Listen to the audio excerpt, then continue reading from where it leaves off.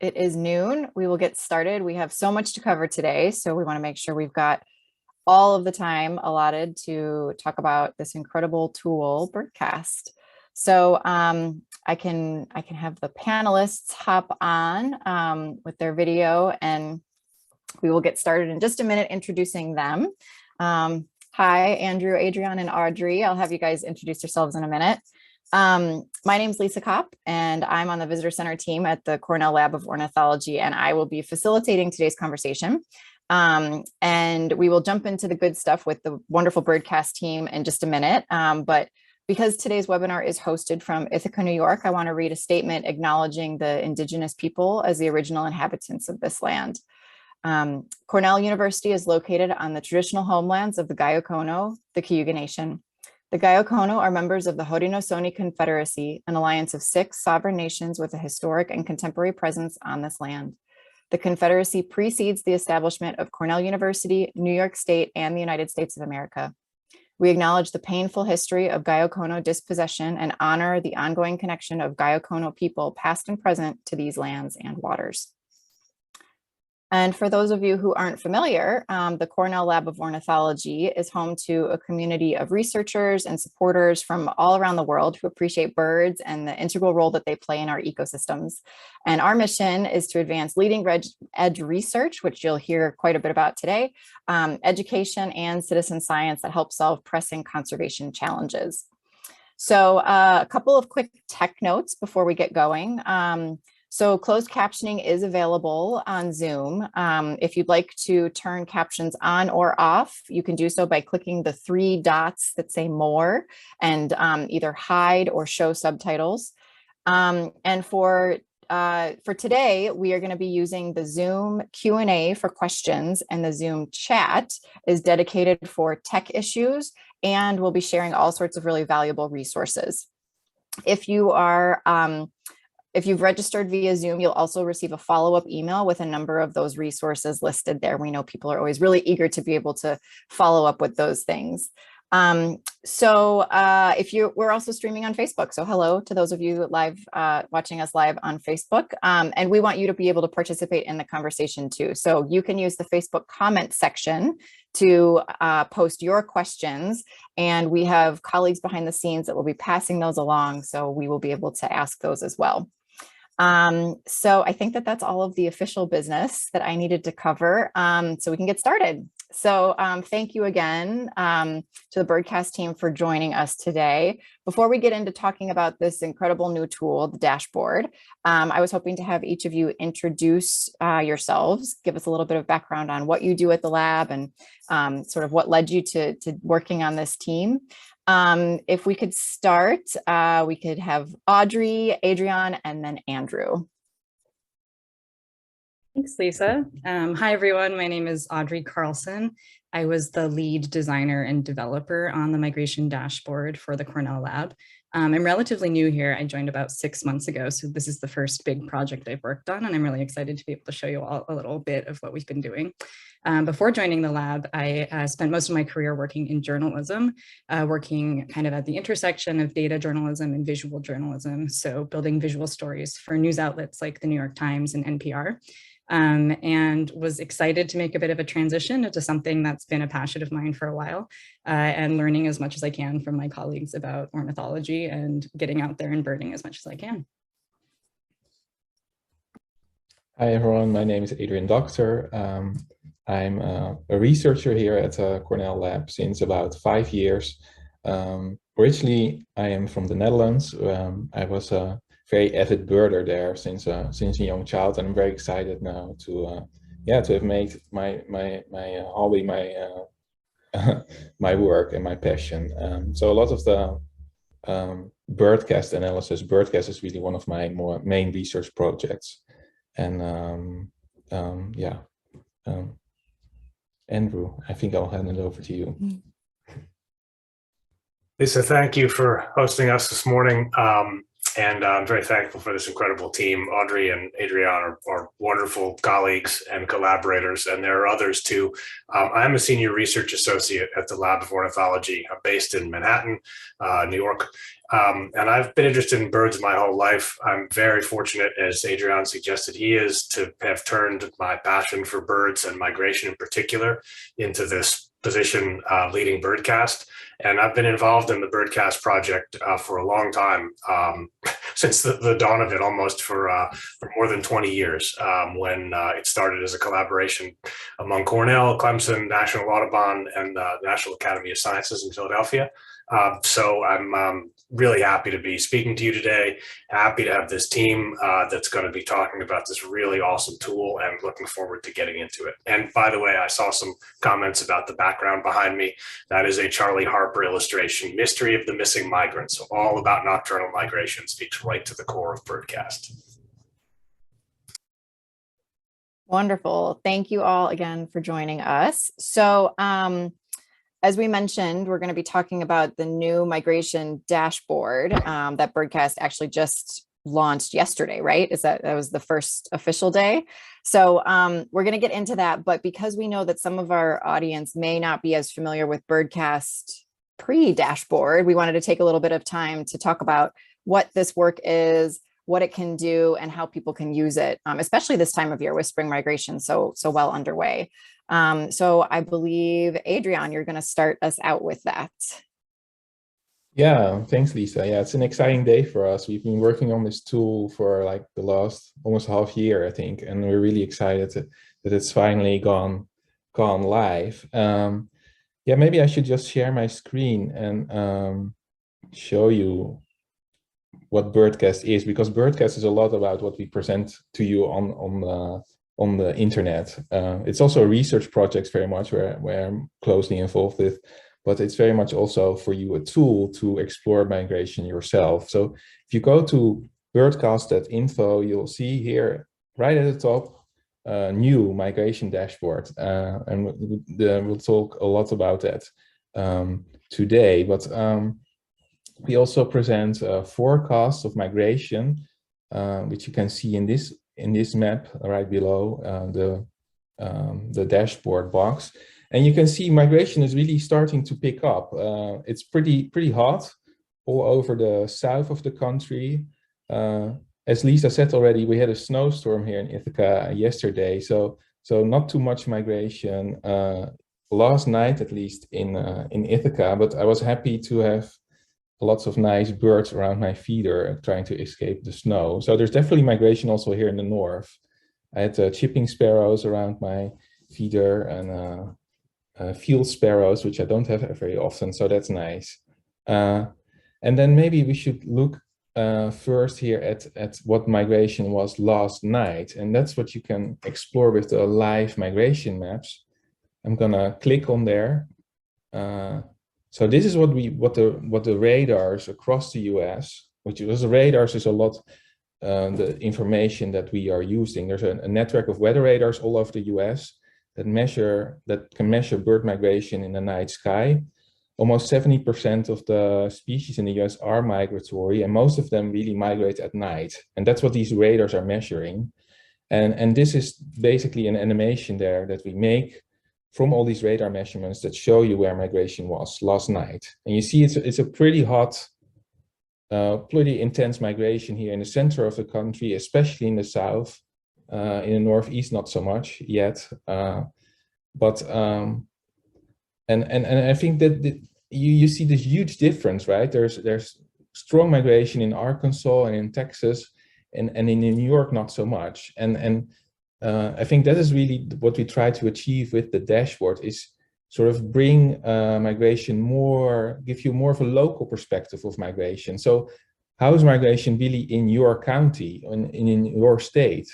And when we say it's a good migration night, that is also very different. Like in the south, there's many birds migrating. In the northeast, we still have enormous numbers of birds, but maybe not so many as in Texas. So what's high and what's low really depends on where you are. And I think that's what really we try to achieve with the dashboards: bring you these migration observations of nocturnal migration to you in a much more localized way. And Audrey has done amazing work at sort of making all these data that I've sort of generated to really make them into something beautiful and something that you can really explore. And she's going to tell you a little bit more about what the dashboard is and what you can do with it. Really quick before we jump into that, we're already getting questions, and we had a few that were pre-submitted asking about Canada, because we're looking at a map of the US. So I wonder if you could share a little bit about any plans for expansion or a similar tool in Canada. Yeah, we would love to have more information in Canada. And I think I'm working with some Canadian colleagues who are also thinking like it would be great to have more Canadian data. And there's big progress also in Canada in making the data that underlies these analyses available, because that's the main bottleneck. The radars are there, but it's not so easy still to have access to the data and to do all the analysis that we need to do. But yeah, I feel pretty confident it's coming. Maybe not next year, but maybe the year after, who knows. But we're working on it, and we very much hope to collaborate with our colleagues at Environment and Climate Canada to make that possible. Wonderful, thank you. And just for anyone who's interested in some more of the nitty-gritty details of the data collection and sort of the history of BirdCast, we did a wonderful webinar with the BirdCast team back in September, where we talked a little bit more about that. So we're going to, as we said, we're going to be focused more on the migration dashboard and how you can use that to really get some detailed information relative to where you may be. But for anyone interested in understanding more about the basics of BirdCast, we can put the link to that webinar's video recording in the chat. And I'd encourage you to check that out some other time. So Audrey, sorry to cut into your time. On to you. No worries, thanks. Adrienne, thank you. I'm gonna go ahead and share my screen. And we'll do a little bit of a live demo of the dashboard. So here it is, ta-da. You can find this at dashboard.birdcast.info. Like Lisa said earlier, we went live yesterday, so you can go to that URL right now or later today and do a lot of the same exploring that I'm gonna give you a bit of an example of right now. So once you get to this page, the first thing that you're encouraged to do is actually to go ahead and think about what region you want to explore further. Because like Adrienne said, one of the most exciting parts about this new dashboard is that we're not just giving you a look at the entire US, we can actually do a deep dive into some pretty granular data. So you can search for any county or state in the contiguous United States. And like Adrienne pointed out, last night was an especially good night in the southern region of the United States, in particular, Arkansas. So I'm gonna go ahead and use a county in Arkansas as an example to show you what we have up for offer from this dashboard. So Pulaski County is where Little Rock is based in Arkansas. And this had a pretty good night last night. There's a lot of data here, so I'm just going to walk through kind of the different parts of it to get you a little bit oriented. This is basically showing us a summary of what happened in terms of nocturnal bird migration last night, so Tuesday night, April 19th. One of the most exciting things that we're able to show you is this big number here at the top. So we're able to estimate that there were approximately 2.2 million birds that crossed over Pulaski County last night. That's huge. We haven't been able to say something like that before, and we can now say that for any county in the US. In addition to that, we also are able to provide some more specific information, including what things looked like at peak migration last night. So we define peak migration as the point in the night that had the most number of birds in the air over that county. So for this county, it was actually at 11:55 p.m. last night. There were 314,000 birds in flight over Pulaski County, and they were generally flying in a northward direction, which is what we would expect for a spring migration, at an average speed of about 39 miles per hour and 2,700 feet above the ground on average. So we also have a lot of information to show you what happened, not just at that sort of peak point in time, but what happened throughout the night in 10-minute intervals. And that's what these charts are showing you. So we are able to break it down along a number of different metrics, including the number of birds in flight throughout the night, starting at sunset and going until the end of the night, which we define as sunrise. And that's this chart that you can see here. And for this county, this is actually showing a pretty nice standard pattern that we would expect, which is that about 30 to 45 minutes after sunset, birds start taking to the air. And within a few hours after sunset, you're going to see the most number of birds in flight, and then that's going to decrease again until sunrise. We also have information that you can start to explore around what direction these birds are moving in, as shown by these arrows in this chart across the night, as well as what speed they were traveling at. And again, most of these arrows are going to be pointing upward because it is spring migration, so these birds are generally flying north. And we also have information on what altitude they were flying at across the night. So that sort of combined can give you a sense of what was going on, and also what might have been going on in terms of weather or other things that were impacting when and where these birds would be seen. We also, in this sort of center section, provide some charts to give you a sense of how this night might have fit into the larger season. So this chart is showing us from March through June, because we're defining a spring migration season as March 1st to June 15th. We're showing you every day, or every night rather, what the average number of birds in flight was. And so the information that you can gain from here is you can see that last night, we actually had a really, really high number of birds compared to previous nights in Pulaski County. This is the highest night throughout the entire season so far. And something else I want to point out is that in addition to showing you this season's data, which is this green line, for each chart, we're also showing this sort of gray area underneath it, which is the average of historic data for that time period. So we can see that we're expecting peak migration to be right around the beginning of May, but that we're already starting to get into that period, and that will probably peak in May and come back down by the beginning of June. This final chart is also just showing us cumulatively across the season how many birds have crossed this area. So starting at the beginning of March with 0 birds, and by sort of the beginning or middle of June, we're probably going to see the maximum number that have come through. So where we are at compared to previous years, we're like a little under where we have been for previous years, but tracking pretty much with what we'd expect. The final feature I just wanted to point out on the dashboard in this view is this expected nocturnal migrant section. Based on the radar data alone, we can't actually accurately predict exactly which birds we're picking up, but it felt really important to us to be able to give you a sense of what you probably could expect to see. And so using eBird data, which we have a very powerful sort of database there, right, of observations of what people have seen in the past. Based on those historic observations and the frequency of those observations, we're able to give you a list of which nocturnally migrating species are most likely, based on those previous observations, to be arriving or departing in this area at this time of year. Now, this is a summary of what we saw last night. But part of the exciting thing about this dashboard is that if you were to come to this during the night, you'd actually be able to see this data updating in real time. So I'm just going to give you a quick look at, imagine we were to go back just a couple hours into the night. We would be seeing this in more of a live state, where every half an hour or so, this website would actually be updating and showing you what was happening throughout the night as it was happening. So I encourage you not only to check this in the morning, but if you're at all excited about this, to check it out while it's actually happening between that sunset to sunrise period to see what's happening in real time. Now, again, one of the most exciting parts of this dashboard is that we're able to access this sort of detailed information for any county or state in the contiguous United States. So in addition to being able to look at any specific county, we could also see what's happening in the entire state of Arkansas. And we're pretty much getting the same information, except the numbers are going to be a lot higher. So about 13.4 million birds crossed Arkansas last night. And something that's kind of interesting to be able to show you, and I want to point this out, is that based on this birds in flight chart that's tracking what happened across the state all night, we know that there was a significant amount of rain that started falling right around 1 a.m. And that's actually reflected in the chart. You can see that right around 1 a.m., the number of birds that were flying started to decrease.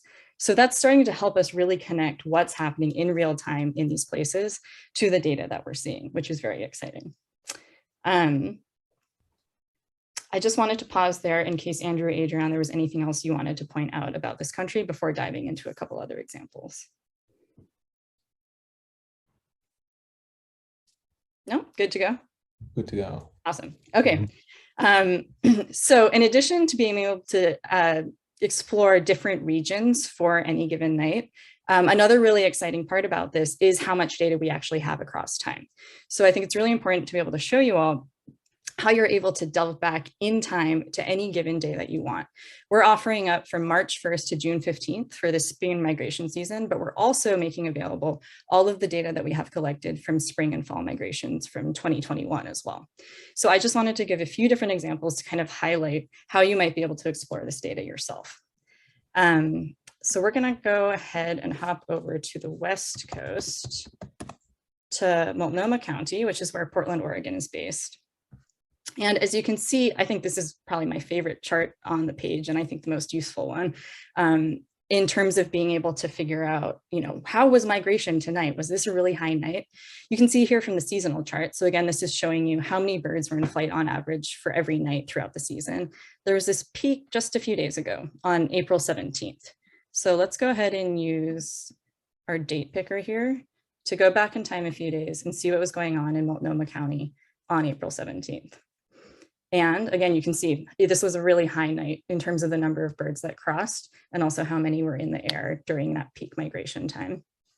And we can see from this chart that this was the highest night of the entire season so far. And this is actually very sort of standard in terms of what you would expect for the Northwest, where we have large periods of sort of rainy, inclement weather that creates these kind of like fallow periods here, right, where you're actually not seeing a lot of birds migrating, followed by like large spikes that will happen just across a day or two, where lots of birds are migrating.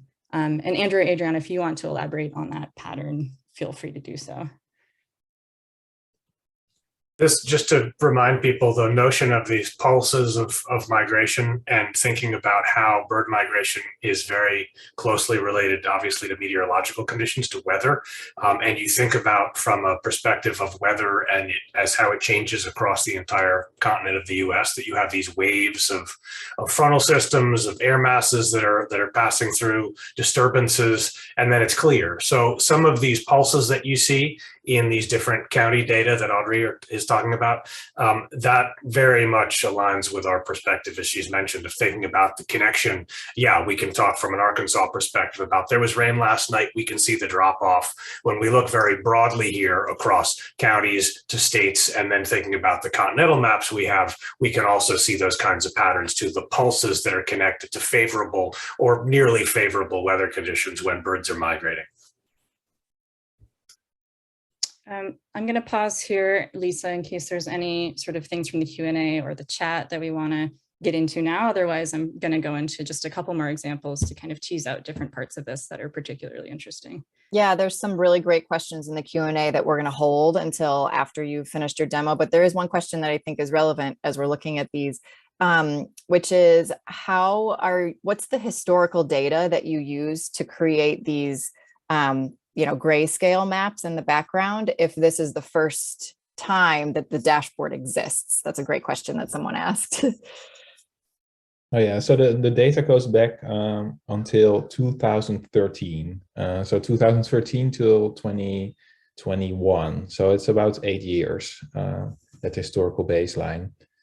And that's because we had a big radar upgrade in 2013. So the radar data has been very constant over that period. So I use that period as to set that reference.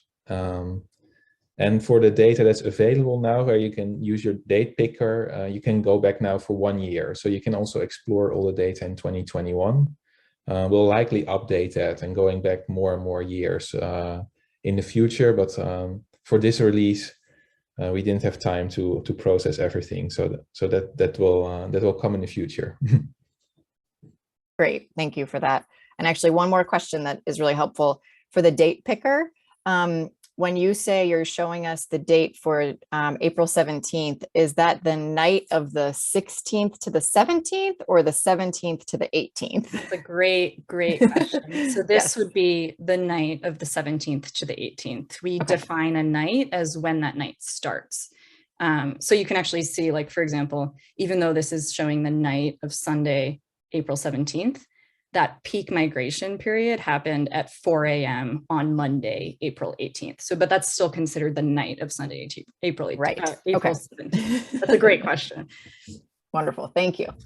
Okay, I'm going to go ahead and show another example. We're going to go all the way across the country again to Florida, to the very southern tip, where Key West is located in Monroe County, Florida.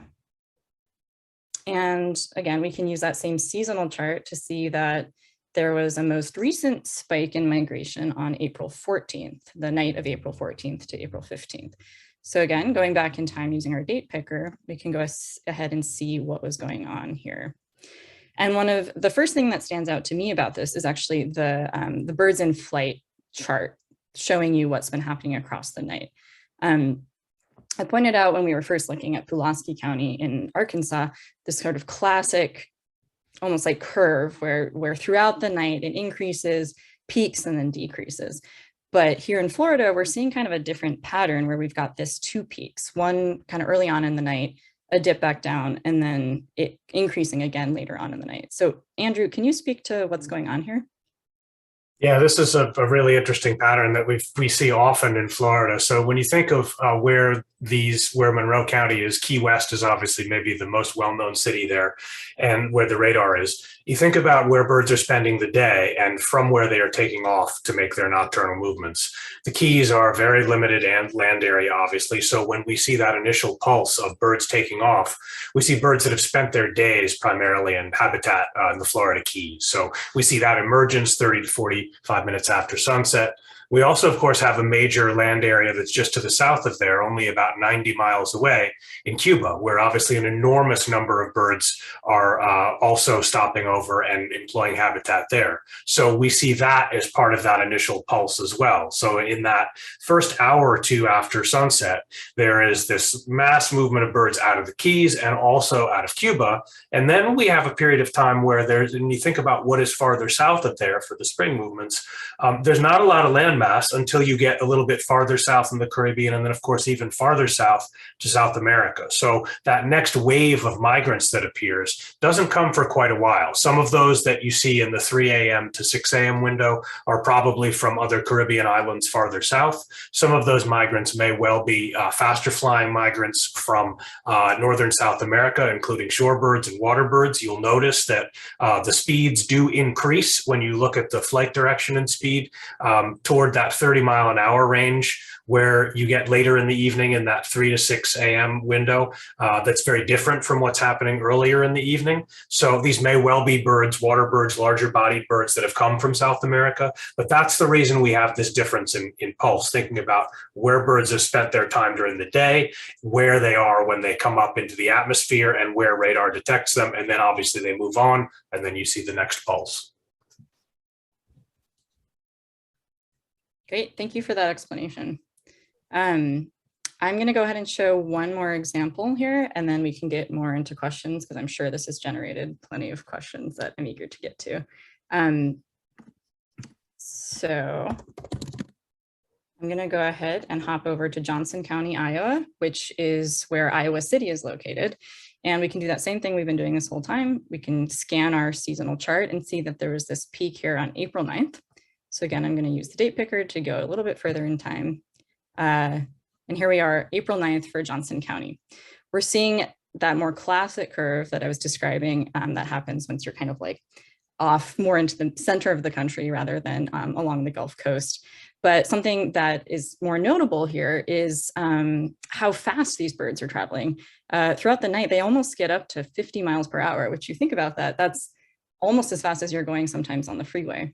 And in addition, in terms of altitude, the average altitude was actually a lot higher than the historic average for this time of year in this county. So Adrian or Andrew, I'm curious if you can also help explain what's going on here. Yeah, this is a very interesting case. And I think what's happening here is that, you know, birds are super good at predicting weather and using good weather. And just the fact that you see that birds are flying almost 50 miles per hour, birds, their own self speed isn't that quick. So it's about, I suspect it's mostly songbirds that we're seeing at this time. And that they will fly about 20, 30 miles per hour, you know, if there wasn't any wind. But because they're so clever in using sort of wind assistance, you see they can almost double their own speeds by using these good tailwinds, and that's why we see them so going so fast. So the speed that we measure here is really the speed relative to the ground. And this is a great example, and it can be even crazier. You have to keep an eye on it, what happens this year, but yeah, it's not unheard of that birds would even fly almost 100 miles per hour in certain rare cases. And I think wind is also probably very critical in explaining these high altitudes.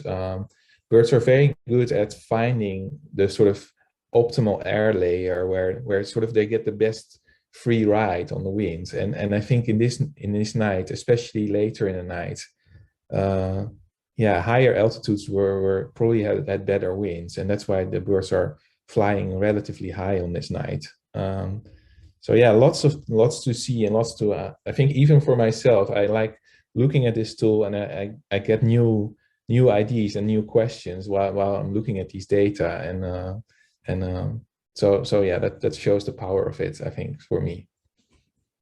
Adrian, we got a lot of questions about what exactly is altitude based on. Is it based on sea level? Is it based on the land level? You know, in mountainous regions, that's obviously going to be quite different.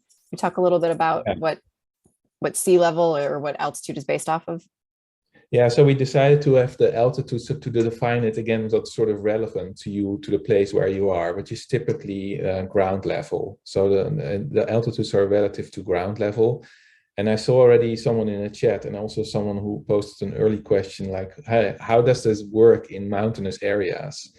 And that's a really good question. And I have maybe not a totally satisfactory answer to that. And it's still the case that mountainous areas are difficult, and it's just quite difficult to define what is ground level in a mountainous area. You know, do you take it at the top of the mountain or in the valley? And what we decided to settle on for now is sort of take the altitude of the radar station. We define that as the ground level. And you have to keep in mind also that in mountainous areas, the radar cannot really look below the position where it is. So yeah, in mountainous areas, you have to be careful that maybe the altitudes are relative to the ground level of the radar, and also we might miss some birds that are underflying the radar. But I think still in these mountainous areas, the patterns make sense. The sort of the patterns throughout the night and throughout the season, they're very much representative of bird migration. The absolute numbers are maybe a little bit lower. Great, thank you. That's really helpful. So those are the examples I had prepared. Andrew, is there anything else you want to speak to before we turn it over to Q&A? Yeah, I'm as excited as Audrey and Adrian are about this new tool, and I think perhaps one of the things I'm most excited about, as Adrian hinted, we don't often get the chance to look at the radar data in these ways. And the fact that now you can explore the data at the same time we're exploring them, and hopefully seeing patterns that may be of interest and or expectation to you, and you can talk with us about that, that's going to be really exciting for us. It really opens up a kind of a new way to think about understanding migration, whether you know a lot about it or not. This is a way to get involved, and it's something you can do at the very most introductory levels and even at the very most advanced levels. And I think it's going to, we hope, lead to some real excitement from the birding community and the meteorological community and just the general public, but also hopefully have some real implications for some of the conservation work we do, thinking about lights out efforts where we really want to inform building owners and municipalities and energy infrastructure when and where is a good time to turn off lights, which of course is all the time, but if there are particular areas and times, we can now inform that even better than we could before with some of our publications with this. And also, I think the notion that we can now connect these kinds of patterns and think about the history and think about changes that have occurred over time, even if it's only 8 years that we can see here, there's some real power there in understanding, well, where are we this year relative to previous years? And how does that relate to other environmental factors, whether they are local or regional, whether it's about weather or climate, thinking about different timescales?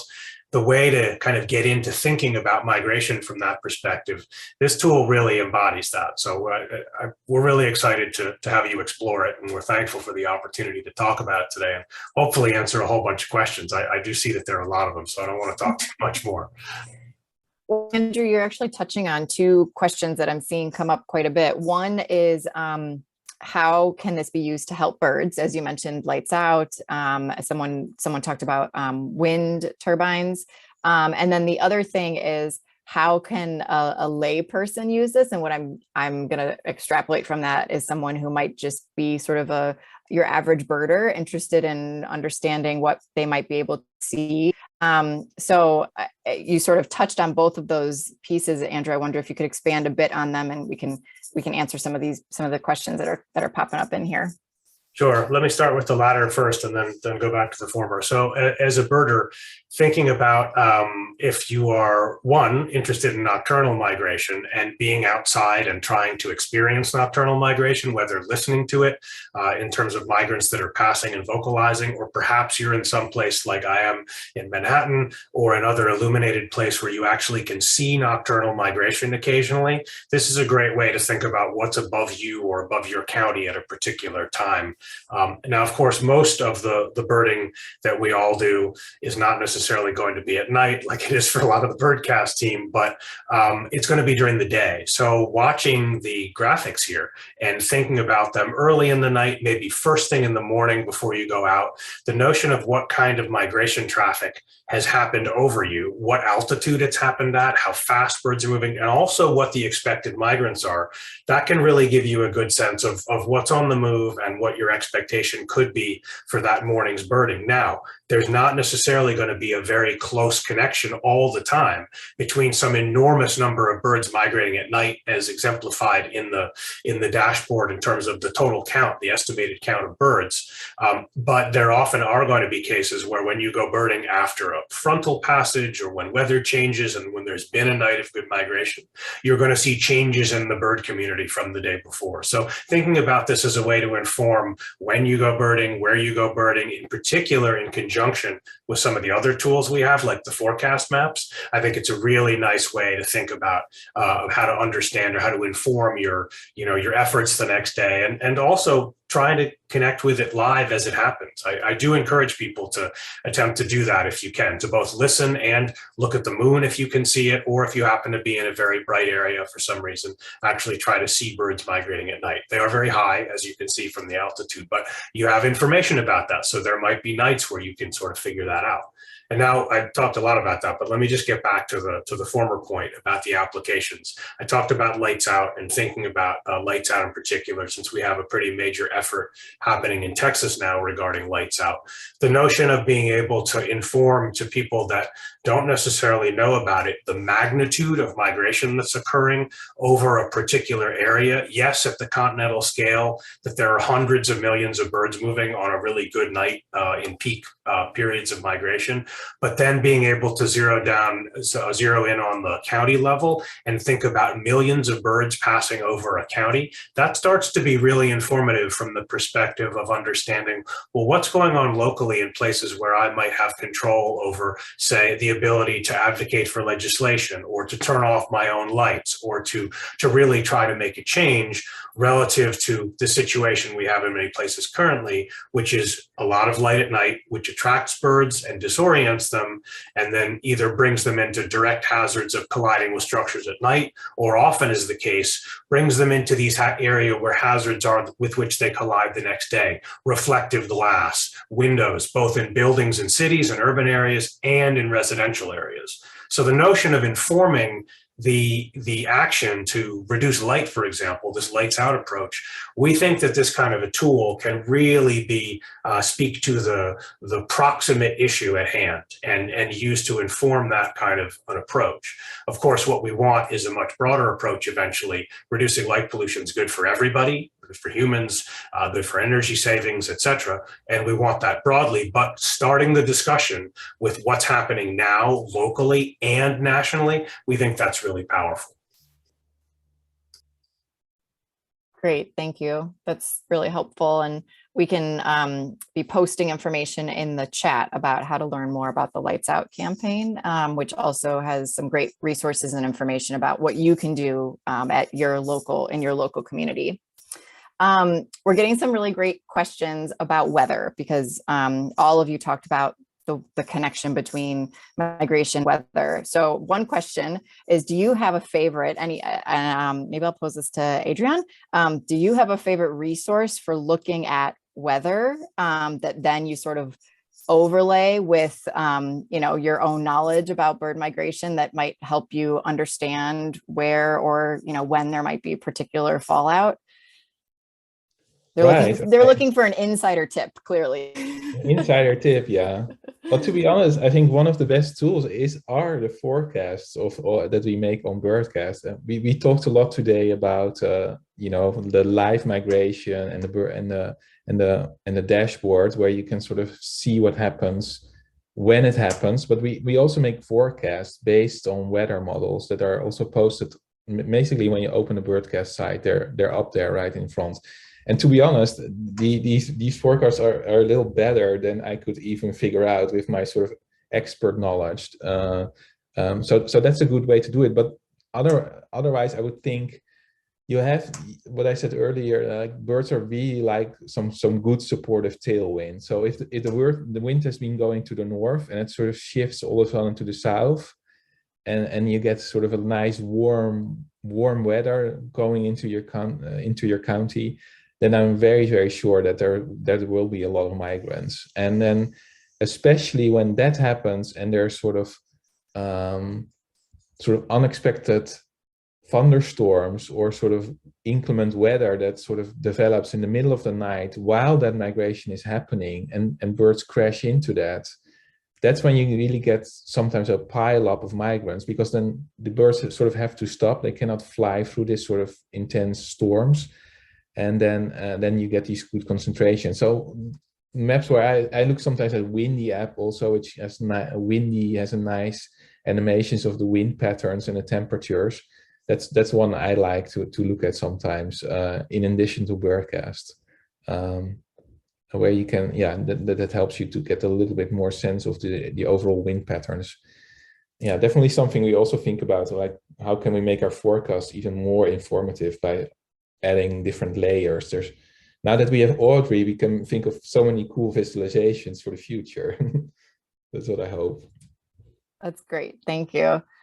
Audrey, I have a question for you from someone who's asking, I think this is probably in your camp of sort of a dashboard design question, which is that Bill is asking, the chart says regular flight is at 10,000 feet, but 2,500 seems to be the average. So is there a reason that the scale that we're showing on the dashboard is so much higher than what the average tends to be?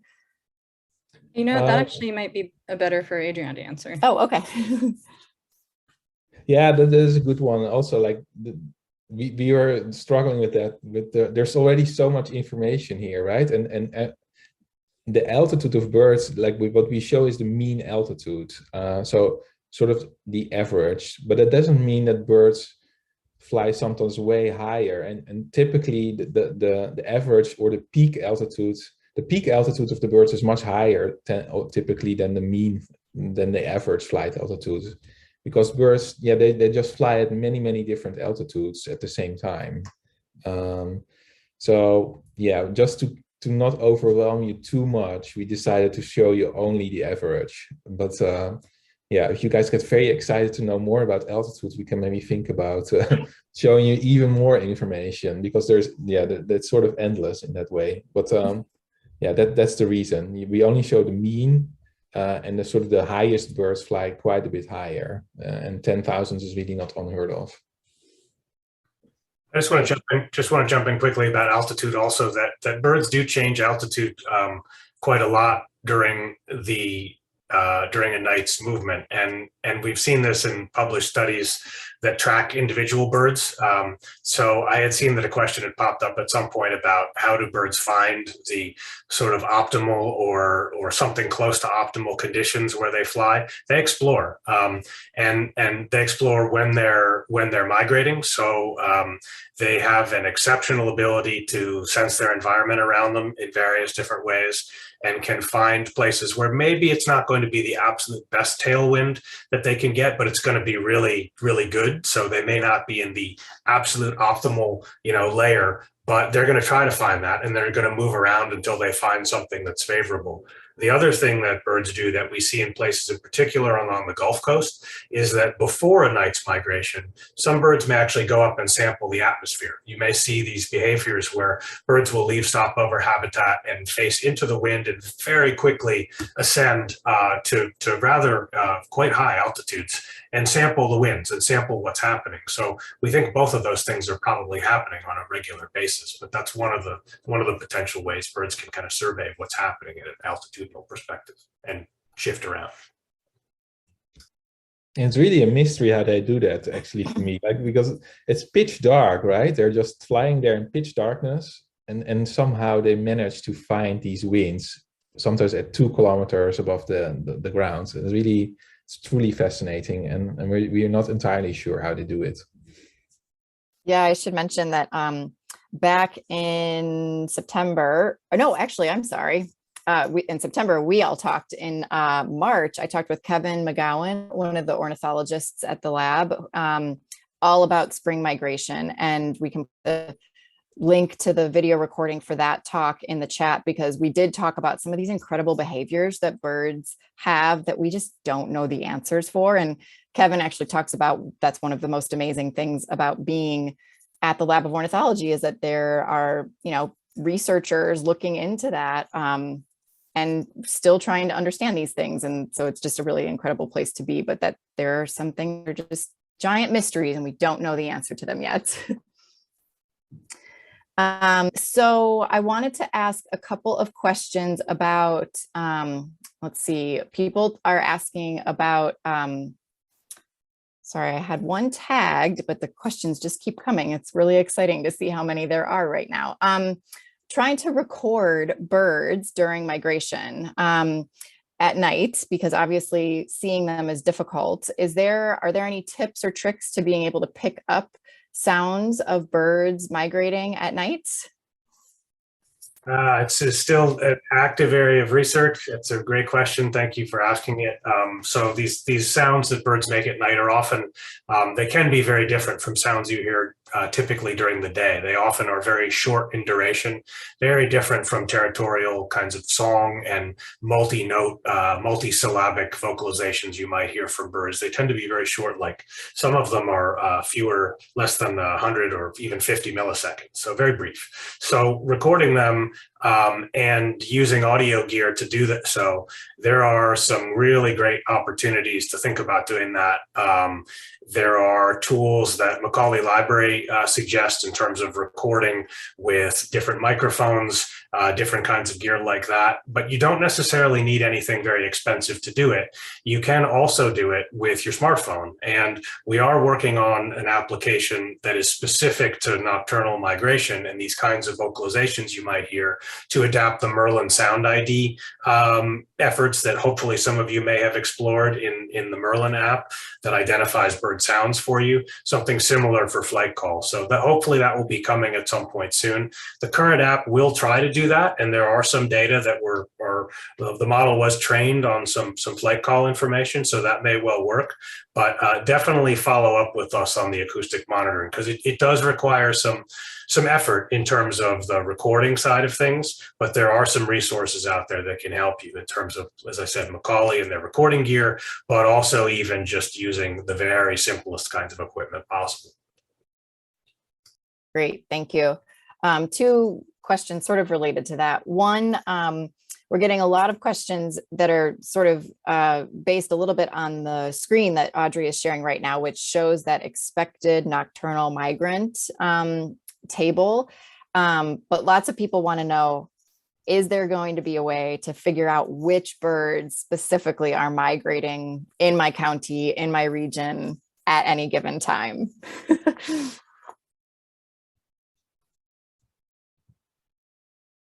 Is there a good answer for that? You want to jump in, and I can jump in after? Yeah, I can jump in a little bit. Yeah, so the radar has its limitations, and one of the limitations is that it doesn't really see species. So I think from the radar measurements, we can maybe do a little bit in terms of groups with new dual polarization techniques, but I don't expect that we will ever be able to distinguish species. So the species information, and that's also what Audrey pointed out, what we do with the expected nocturnal migrants, is really combining that with other types of information. And especially eBird data is growing tremendously. And yeah, I expect many of you maybe have already contributed to the eBird project. That's really turning into an amazing database to measure movements of individual species, just by us sort of as a community providing all these information on where birds are being observed on the ground. And I think that's a really strong future research line of us. I think to sort of combine all these, what we call data integration, to combine all these different types of information to sort of make a reconstruction of where individual species are moving. So it will probably be hard for eBird data to really have this nightly and hourly resolution, that we can't do that because we cannot detect birds as observers at night. So that's a real strength of the radar, these sort of short time scales and what really is happening real time.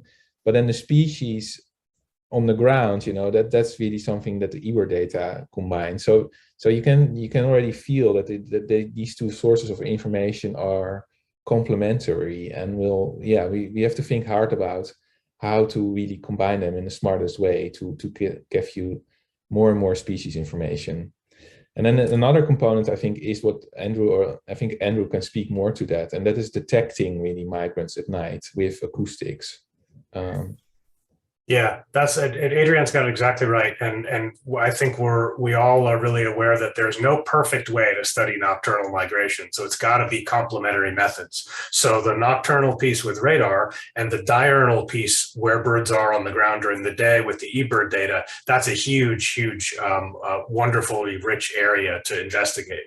The acoustics that we were just talking about in terms of actually identifying what birds are aloft and making sound as they're migrating at night, that's going to be another very rich source of information that actually is a much closer link to what's up there and obviously what's making sound and what the radar may be detecting.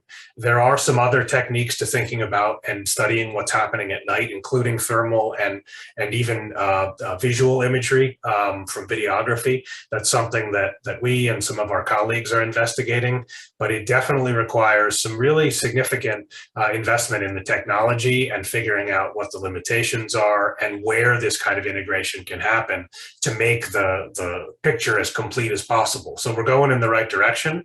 I think the dashboard is a huge kind of leap forward in terms of presenting this information so that you all can think about, oh, here are the species that are on the move in my area, and they are likely contributing to what the radar is detecting and what we're presenting in the left portion and the central portion of this graphic. So the more information we can collect on that, the better in terms of that complementary relationship, and then digging in deeper and figuring out, well, what other additional relationships are there that we don't know about?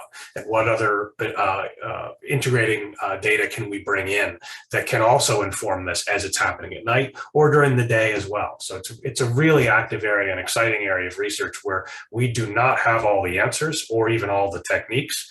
It's a lot of collaboration, and there's a lot of excitement and just pure research to try to understand how to do this best.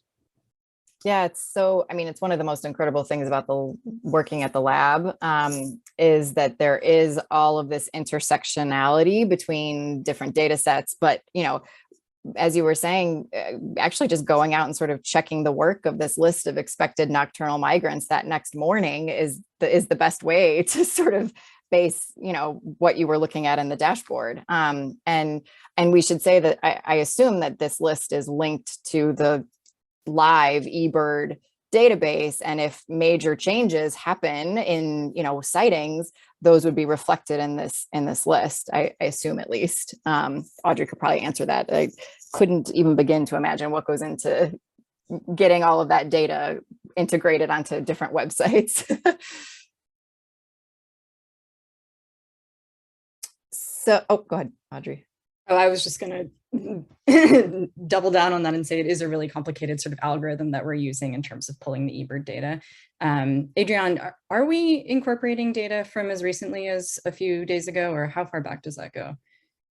No, not yet. So they're mostly like the historical eBird data, and that we're using now, and especially sort of when you're sort of in a rising and a decreasing slopes of the observations that you see also in these little bar charts.